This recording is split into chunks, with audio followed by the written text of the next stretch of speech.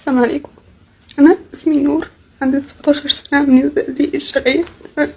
أنا بتعرض للعنف والتحرش من وأنا طفلة صغيرة. تمام، كنت كل أنواع العنف والحرق والضرب بكل الطرق. تمام، إذا كان تحرش جسدي أو تحرش نفسي.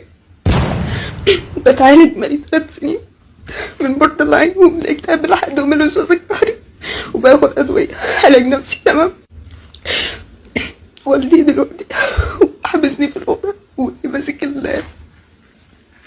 أنا حابسة نفسي في الأوضة.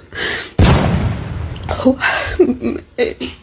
ماسك السكينة ويهددني بالقتل. تمام، ورنت على الشرطة، محدش منهم راضي يجي.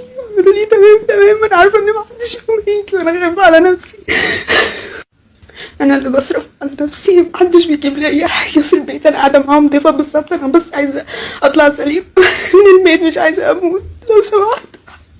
كل اللي عايزاه بيئة سليمة أعيش فيها وأقعد فيها بأمان، من غير خوف، من غير تهديد بالقتل.